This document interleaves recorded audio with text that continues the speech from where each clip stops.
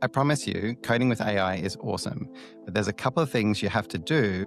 Otherwise, the longer you do it, the worse it gets. Think about the AI as a colleague. If this was their first day on the job, they don't understand your culture, what the software does, all those kinds of things. They might be able to do some coding that has like a unit test or something like that, but it would be difficult for them to make big architectural recommendations because they just don't have the context. And this actually has a compounding effect. So if you get your AI agent to do some coding and it didn't really understand the context of what you were doing or the structure, it's going to put some code down, which could then be misleading for it again next time.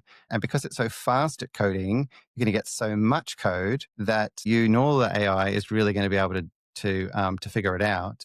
And that's where you have to start to really cut your losses. So how do we do it? The good way, the fun way, the sustainable way. The first basic thing is, as you might expect, is documentation. So in VS Code or various other coding environments, you need to have agent mode enabled. Another way to put it is the agent needs to be able to look anywhere around your code base that it kind of feels like, and it needs to be able to run tools and run commands and do searches and things like that. So just like a human, it can kind of get a sense. But then you need to help it out. Markdown is definitely where to start. That's something that you can understand, the AI can understand. You want to have structured information. So have good file names, have a good structure, coding standards, have the spec of your app as much as you've got at least, and very importantly, the part that you're going to code. Another important one, and this touches a little bit on where people talk about, monolith is better, microservices are better, and so on and so on. But really what it comes down to is boundaries and kind of thinking about really what is a good way for your software to sit together. There is never an immediately obvious way to do that. It has to be discovered. If your code base is completely new, you may actually have to do this twice. So do roughly an architecture, then come back from a position of knowledge and do it again. But the takeaway is at any given time, whether you made good decisions or not, you need to have clear boundaries between components. And so that way, particularly if you want to replace one of them or maybe do it in a different language or even just have a independent team or person working on it, you can see what goes in, what goes out, which means you know what to test. And this is really important for the AI agent. So make sure you've got some good architecture with clear boundaries. And the next thing is, how do you quickly convey that to the coding agent? And the really nice answer to this is what's called a call graph. So now there's different ways you can represent that, but YAML seems to be a extremely good option. So effectively list out your components. So they're named and they're clear, and you can have comments and you can have tagging and things like that. And then you'll say what they can call. Okay. So this component calls this one, this calls this one, and so on and so on. And that might sound tedious. Bear with me. We're talking about coding with an AI agent. So this stuff can be done at lightning speed. And the next thing is write a script that will read that YAML and it will actually look through all your source code and it will say two things. One is this complete? Is there connections that aren't specified in the YAML? And the other way is there things in the YAML that aren't actually implemented? Because you actually kind of want to know both. Having that does a couple of things straight away. The first thing is the AI agent can just read the YAML and go, oh, okay, I understand all the components you've got and I can see how they talk.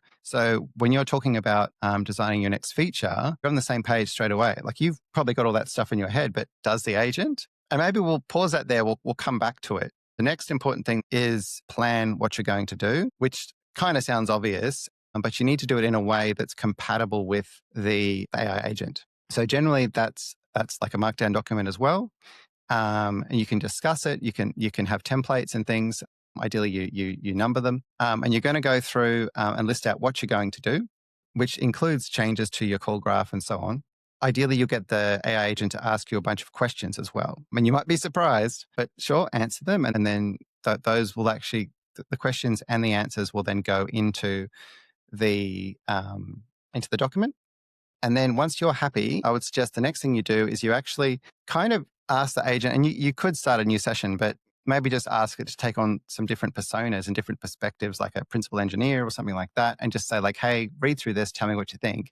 And you'll actually get a list of concerns. And sometimes they'll be okay. And sometimes they'll be real that you need to address. But either way, answer those concerns in the document. So either you're ignoring them or you're resolving them. Have all that stuff in there. And that document is actually kept.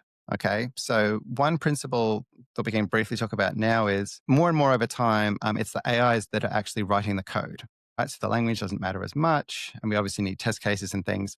But it's actually that markdown discussion document, the questions and answers, the context. That's kind of more along the lines of modern source code, right? In other words, it's the question, the code is the answer. So we talked about having a markdown document that you've agreed on, and you've got the changes and everything. You've gone through and Q&A and different perspectives and things. The next thing is actually have your call graph updated based on the document, and then look at it, because if something has slipped through the cracks, you're going to see an update to say that this component is calling this component. Sometimes it's correct, but if it's not, you can catch it straight away. You're not wasting any time. You're not having any weird code.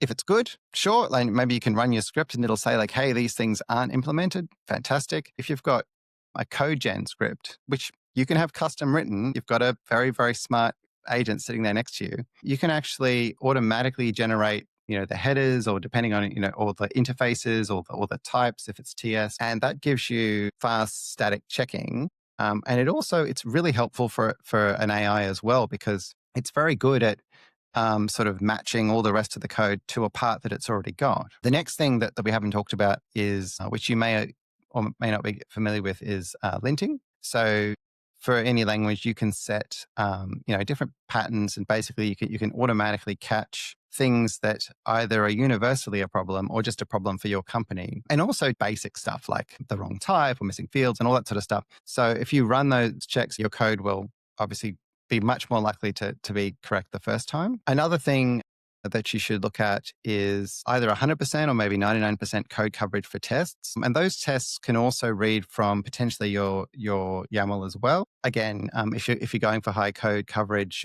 the AI will notice. It's like, well, hang on, this code isn't all covered. And so then you'll have all your tests that run and exercise all that code. So between the linting and the tests and the call graph and your validation script from the call graph, you've got a very, very sort of tight control on your code. So by the time you actually go to test out a feature, there's a very good chance that it's going to work. And if it doesn't, it's going to be a logical error or some bigger thing to address. But just make a quick mention, if you are a data scientist, Python developer, a data platform manager, anything to do with that, please check out the Delta Mesh architecture, not data mesh, Delta Mesh. Here's a link to it. I've got a couple of videos that cover that. And also we've just recently published the spec for it on GitHub. And interestingly, it incorporates a lot of the things that we've been talking about. It's designed so you clone the repo in something like VS Code with agent mode enabled. It's going to go through exercises, and it's actually going to fill out that YAML that we talked about. Only in this case, it's more for a data architecture as opposed to a software. So thanks for listening, and catch you in the next one.